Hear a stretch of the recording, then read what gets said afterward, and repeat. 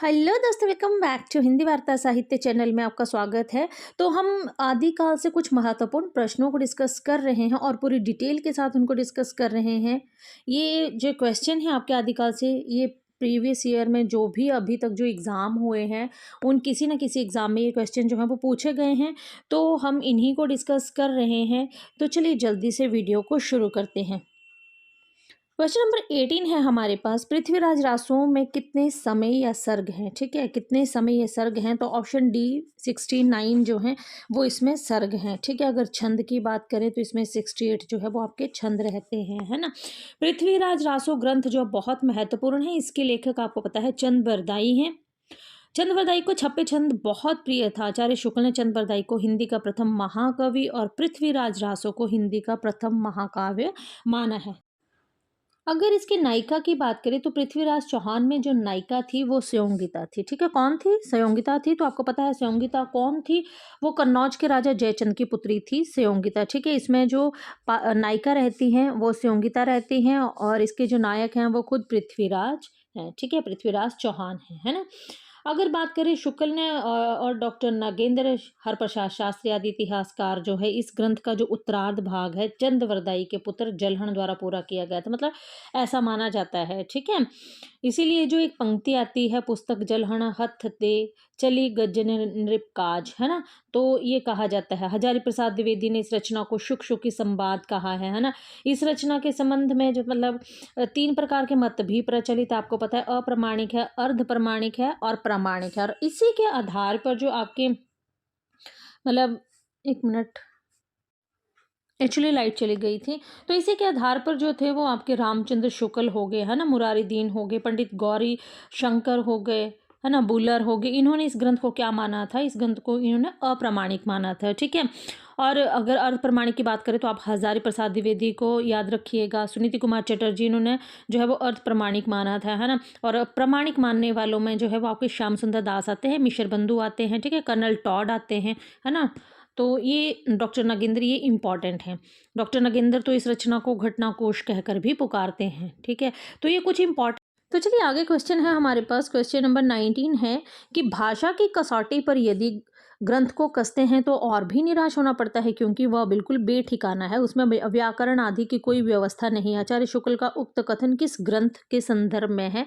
तो ये है पृथ्वीराज रासो के, जबकि शुक्ल ने स्वयं इस मतलब पृथ्वीराज रासो को प्रथम कवि और इसको जो है वो प्रथम महाकाव्य माना है। पर फिर भी उनके संदर्भ मतलब इस ग्रंथ के संदर्भ में उनका क्या कहना है कि ये जो ग्रंथ है, इसकी जो भाषा है वो बिल्कुल बेठिकानी है, उसमें ना व्याकरण की व्यवस्था है ना किसी और चीज़ की है ना। तो ये शुक्ल ने जो है इस ग्रंथ के लिए कहा है। चलिए क्वेश्चन नंबर 20 को देखते हैं थोड़ा जल्दी से।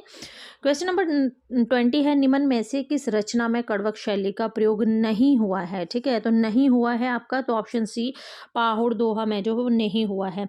ठीक है, जम्बू स्वामी चरयू, पम चरयू, महापुराण में कड़वक शैली का प्रयोग जो है वो आपका हुआ है। तो याद रखिएगा, पम चरयू है ना आपका, जम्बू स्वामी चरयू हो गया, और महापुराण। ठीक है, तो महापुराण जो है आपकी पुष्पदंत की आती है, पम चरयू जो है वो आपकी स्वयंभू आती है, और जो जम्बू स्वामी चरयू है तो इसका मुझे अभी रिकॉल नहीं कर पा रही हूँ, अभी मुझे याद नहीं आ रहा है, आएगा तो मैं बता दूंगी। ठीक है, पिन कर दूंगी इसको, है ना। चलिए आगे चलते हैं। आगे है, सांकेतिक अर्थ रखने के कारण इनकी वाणियों की भाषा को सांध्या भाषा कहा गया है। तो जैसे ही सांध्या भाषा का नाम आता है तो हम सिद्धों की तरफ जो है वो चल पड़ते हैं। ठीक है, तो ऑप्शन ए बिल्कुल सही हो जाएगा, सिद्ध, है ना। सांकेतिक अर्थ रखने के कारण सिद्ध की वाणियों को सांध्या भाषा कहा गया है। सिद्ध साहित्य के प्रथम कवि सरहप्पा को माना जाता है। इनकी अन्य जो सरोज वज्र, राहुल भद्र आदि नामों से भी इनको जाना जाता है। और सिद्धों में सबसे पुराने आते हैं आपके सरहप्पा। ठीक है, सबसे पुराने आते हैं आपके सरहप्पा। अगर प्रथम की बात पूछी जाएगी तो वो आते हैं आपके लुइपा। अगर विद्वान की बात पूछी जाएगी तो वो आते हैं आपके कणहप्पा,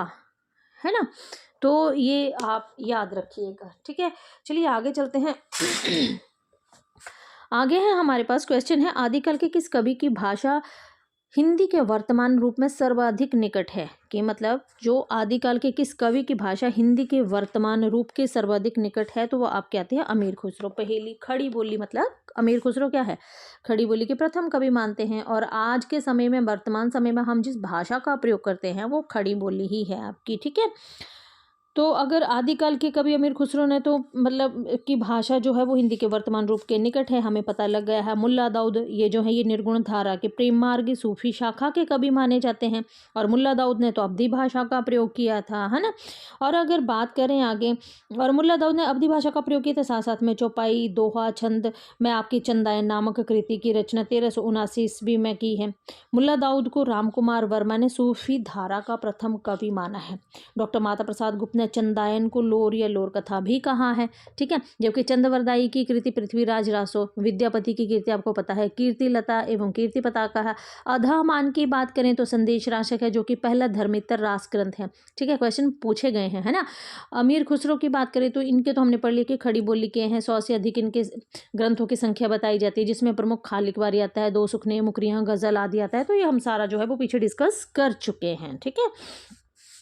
चलिए आगे चलते हैं। आगे है हमारे पास क्वेश्चन जो आता है, क्वेश्चन नंबर 23 आता है हमारे पास कि पृथ्वीराज रासों में प्रमुख रस कौन सा है। पृथ्वीराज रासों में प्रमुख रस कौन सा है, तो ऑप्शन ए वीर और श्रृंगार रस का जो है वो इसमें वर्णन किया गया है, ठीक है। वीर और श्रृंगार रस की जो है वो आपके पृथ्वीराज रासों में प्रधानता रहती है। चलिए थोड़ा सा इसकी मैं डेफिनेशंस बता दूं आपको, है ना, एक्सप्लेन कर दूं कि पृथ्वीराज रासों में जो प्रमुख रस जो है वो वीर और श्रृंगार रस है। पृथ्वीराज रासों साहित्य की प्रमुख रचना है। इसमें कुल 68 छंदों का प्रयोग किया गया है। अगर समय की बात करेंगे तो यहाँ पर 69 जो है इसके सर्ग आते हैं, ठीक है। और छंद पूछेंगे तो 68 जो है ये छंद आते हैं, है ना, छंद आते हैं। इस कृति की रचना चंदवरदाई ने की है। इनको छप्पे छंद का विशेषज्ञ भी कहा जाता है। किसको, ठीक है, आपके जो है ये चंदवरदाई, है ना। और पृथ्वीराज रासो को चंदवरदाई के पुत्र जो जलहर ने पूरा किया था, ऐसा बोला जाता है, ठीक है। पृथ्वीराज रासो को हजारी प्रसाद द्विवेदी ने शुक की संवाद कहा है ना। आचार्य शुक्ल ने चंदवरदाई को हिंदी का प्रथम महाकवि तथा पृथ्वीराज को प्रथम महाकाव्य माना है। साथ साथ ही आपके जो शुक्ल है इसको क्या मानते हैं, इसको बिल्कुल अप्रमाणिक मानते हैं। इसे जाली ग्रंथ भी जो है वो आपके शुक्ल ही कहते हैं, ठीक है। तो इन चीज़ों को भी याद रखिएगा। आगे चलते हैं। आदिकालीन काव्य की प्रसिद्ध पंक्ति भला हुआ जो मारिया बहिना महारा कंतु लजेज तू वयम सिंहु भग्गा घर एंतु किसके ग्रंथ में मिलता है, तो मोस्ट इंपॉर्टेंट है आपका, और ये हेमचंद का, ठीक है, हेमचंद के कहा जाता है कि मतलब ये जो पंक्ति है ये हेमचंद गुजराती के, मतलब हेमचंद जो थे वो गुजरात के सोलंकी राजा सिद्धराज जयसिंह और उनके भतीजे कुमारपाल के दरबार में रहते थे, है ना। और ऐसा भी मतलब इनके अगर अन्य ग्रंथों की अगर हम बात करें तो सिद्ध हेमचंद्र शब्दानुशासन ये इनका व्याकरणिक ग्रंथ है, जिसमें इन्होंने तीनों ही भाषाओं का प्रयोग किया था, संस्कृत, प्राकृत और अपभ्रंश, ठीक है। और इसे ही अपभ्रंश का जो है वो प्रथम व्याकरण भी हम कहते हैं, है ना। योग शास्त्र है, प्राकृत व्याकरण इन्होंने लिखा है, छंदो अनुशासन लिखा है, देशी नाममाला कोश लिखा है। अच्छा, हमने प्राकृत से जब हमने पीछे एक वीडियो डिस्कस किया था तो उसमें हमने प्राकृत से रिलेटेड जो भी हमारी रचनाएं बनी थी सबको ही हमने डिस्कस किया था, है ना। हमने प्राकृत प्रकाश किया था जो वर रुचि का किया था, ठीक है, प्राकृत प्रकाश वर रुचि का किया था, ठीक है। जो हमने ये प्राकृत व्याकरण लिया था वो हमने हेमचंद्र का लिया था, है ना। उसके बाद हमने प्राकृत पेंगलम लिया था जो लक्ष्मीधर का लिया था, ठीक है। फिर प्राकृत लक्षण लिया था जो हमने मार्कंडेय का लिया था, है ना। तो इस तरह से हमारी जो भी मतलब प्राकृत से जो भी रचनाएं बनती थी वो हमने पिछली वीडियो में एक में डिस्कस की हैं, तो रिलेटेड हैं वो, ठीक है। चलिए आगे चलते हैं। आगे है हमारे पास जो क्वेश्चन है, राहुल सांस्कृत्य ने हिंदी का पहला कवि किसे माना है, तो आपको पता है ऑप्शन डी हमारा बिल्कुल सही हो जाएगा। सरहप्पा को जो है वो आपके राहुल सांस्कृत्य ने जो वो हिंदी का प्रथम कवि जो है वो माना है, ठीक है। अगर बात करें आपकी राहुल संस्कृति इनकी, तो इन्होंने राहुल भद्र के नाम से भी इनको जाना जाता है। इनके ग्रंथ का नाम है दोहा कोश, ठीक है। अगर चंदवरदाई की बात करें तो इनको शुक्ल ने हिंदी का प्रथम कवि माना है। पुष्पदंत की अगर बात करें तो इनको शिवसेंगर ने हिंदी का प्रथम कवि माना है। मुंज की बात करें तो इनको भी शुक्ल ने हिंदी का प्रथम कवि माना है। स्वयंभू की बात करें तो इनको राम कुमार वर्मा ने हिंदी का प्रथम कवि माना है। एक मिनट, ये क्या हो गया, ठीक है। तो इनको जो है वो आपके राम कुमार वर्मा ने जो है वो हिंदी का प्रथम कवि माना है, ठीक है। तो यहाँ से हमने चार या पांच ऑप्शंस को जो है वो डिस्कस कर लिया है, ठीक है। तो आगे चलते हैं। आगे है हमारा जो क्वेश्चन है कि सिद्धों की वाणियों को हिंदी काव्य धारा, ठीक है, हिंदी काव्य धारा के नाम से किसने संग्रहित किया है। मोस्ट इंपॉर्टेंट क्वेश्चन है, बहुत ही इंपॉर्टेंट क्वेश्चन है ये। असिस्टेंट प्रोफेसर छत्तीसगढ़ की जो परीक्षा हुई थी उसमें ये क्वेश्चन जो है वो पूछा गया है। तो इसका जो, एक मिनट में थोड़ा इसको ऊपर करो, इसका जो ऑप्शन ये ई जो है ये बिल्कुल सही हो जाएगा, महापंडित राहुल सांस्कृत्यायन है। ठीक है, अब देखिए इन्होंने क्या बोला था कि जो सिद्धों की बानियों जो है ना, ये हिंदी काव्य धारा में के नाम से जो है वो संग्रहित है, क्योंकि हिंदी काव्य धारा किसकी है, आपका राहुल सांस्कृत्यायन का ही ये ग्रंथ है। ठीक है, और ये जो आपके आते हैं हरप्रसाद शास्त्री जो थे, जिन्होंने बोधगान और दोहा लिखा था।